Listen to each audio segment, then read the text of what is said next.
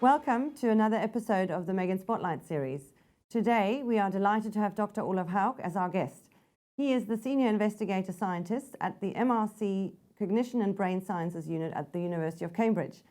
Hi, Olaf. Good morning, Gabriella. It's a pleasure to be here. You've been involved in a number of research studies using a multi-modal imaging approach to problems in the neuroscience of language and cognition at Cambridge University. So let's start with our first question. Can you please tell our listeners more about your main areas of research interest and why do you use MEG to support this at the Cognition and Brain Sciences Unit? Thank you very much for inviting me to this interview. I first came into contact with MEG as an undergraduate student of physics in the mid-90s. And back then, MEG was even rarer than it is today. And I was fortunate enough to get a student job in an MEG lab.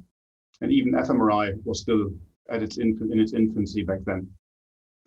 And I quickly realized that there simply aren't many methods to study information processing in the brain non-invasively, and that MEG together with EEG were the only methods that non-invasively measure the electrical activity of the brain. And these electromagnetic signals are most directly related to neural activity reflecting perceptual and cognitive brain processes that we are interested in. And the fact that we can obtain millisecond by millisecond time course data for these processes offers lots of opportunities for exciting data analysis and number crunching, which of course appeals to a physicist. However, this excitement is spoiled a little by the fact that we cannot localize these signals very well. So there's the well-known inverse problem, and the signals we measure around the head are not enough to precisely determine the electrical currents inside the brain. So I started working on this challenge as an undergraduate student, and about 25 years later, I'm still interested in evaluating and comparing methods for the localization of brain activity. So there are lots of methods available in software packages that produce different possible localizations for EEG-MEG signals, but only very few tools that actually explain to researchers what these results mean and how we compare or can compare them across methods. So I've recently implemented some tools to do this in the open software package MNE-Python. And in more recent work with collaborator Alasio Basti and our PhD student Satare Rahimi, we have started developing novel methods to estimate connectivity between brain areas over time. So while conventional connectivity methods estimate statistical relationships between representative time courses between regions, these new methods look at the relationship between patterns in these regions. And excitingly, this opens up the possibility to look at the voxel-to-voxel transformations of these patterns across regions and across time, which is of course only really possible with EEG and MEG. And this is still very much work in progress, and we are hoping to present some exciting results soon. Thank you very much. How does the data retrieved from MEG technology help your research and the study findings then? So my experimental research focuses on questions from the neuroscience of language, especially reading or visual word recognition. Language and reading in particular are phenomena that we cannot study in animal models, and we really need non-invasive neuroimaging tools to study them in humans. And word recognition is also a very good example for the necessity of high temporal resolution for neuroimaging that's only available with EEG and MEG. So we retrieve the meaning of a common word, for example, brain, in about a quarter of a second. And during this period, the information from the retina must have undergone basic visual processes. Letters must have been identified and put together to recognize the stimulus as a known word. And at least some basic information about the word must have been retrieved. For example, that the brain is an organ that is exciting to study. So in order to follow and disentangle these different aspects of word processing, we need the millisecond by millisecond temporal resolution of EEG and MEG, because this is simply the time scale by which, on which the brain operates. So this temporal resolution also provides us with information to study brain signals in different frequency ranges, possibly reflecting oscillations of neuronal populations in different brain networks. And we are using these methods to estimate the functional connectivity among different brain regions, to identify for example, which brain regions operate as a network when we retrieve the meaning of a word.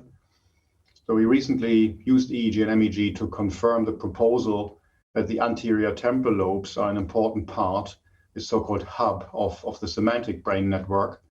And we are now working on specifying the interaction of this hub with the semantic brain network in more detail. So this may also be useful for research on patients with semantic dementia who suffer from specific impairment to the anterior temporal lobes, causing a loss of specific semantic knowledge. So you've just mentioned EEG in conjunction with MEG. In your own research and as MEG lab director, how is MEG used in conjunction with other modalities too? We routinely use MEG in combination with EEG, so which I consider brother and sister methods, since they measure the same kind of electrical brain activity, but just with different sensitivity. So they look at brain activity from different angles, and therefore the combination provides the most complete information. And at the CBU, we are blessed that we have both MEG and MRI scanners on site within just less than a minute walk. So it is therefore quite easy for us to acquire structural MRI images required for the most accurate source estimation. So these structural MRI images are part of virtually every MEG study that we are running. So we are always combining MRI and MEG data for source estimation. And some researchers also run studies in parallel with fMRI and EEG and MEG in order to compare the results or combine them where possible. But unfortunately, the physiology of these methods is very different. So it's not straightforward, to combine these results in the sense localization from fMRI and time course from MEG. But the results can still be still complementary and address aspects of the research questions from different angles. Thank you.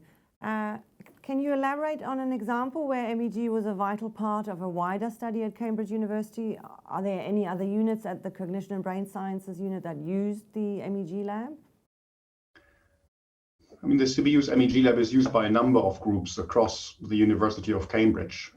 For example, at the Departments of Psychology and Psychiatry, as well as by visiting scientists from all over the world.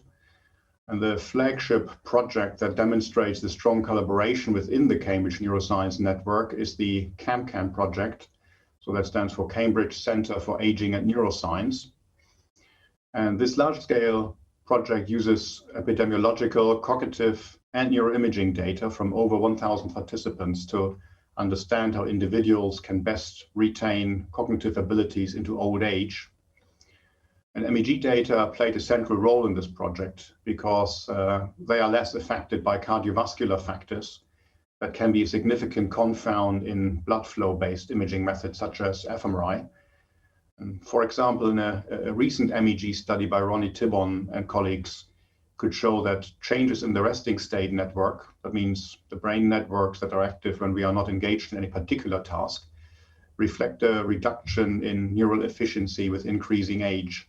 So let's move to the actual sort of participants. We're interested in finding out a bit about that too. So what feedback do you hear from study participants about their experience with MEG scans compared to other modalities that have been used in studies?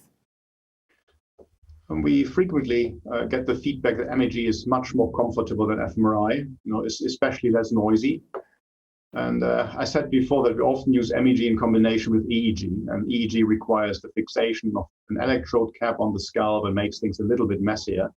However, this is of course optional, and with some participant groups, such as some patients or the elderly or children, we omit the EEG. So basically the hassle of this preparation and use MEG only, which does not require much preparation and is really very well tolerated by almost all participants. And as we've discussed before, at MEGIN, we care about the progression of MEG in the field. And as an experienced senior researcher, can you offer any advice to research or medical students about why MEG is an interesting career path and how to break into this field? Well, I mean, the number of MEG scanners across the world has increased and is still increasing rapidly. So when I came to the UK in 2000, there was one MEG in the UK, and that wasn't in Cambridge. So now there are 10, and we've just replaced our old MEG scanner at the CBU for the latest MEGIN Tri-X Neo to be ready for the future. So it's a very dynamic research area in all senses of the word.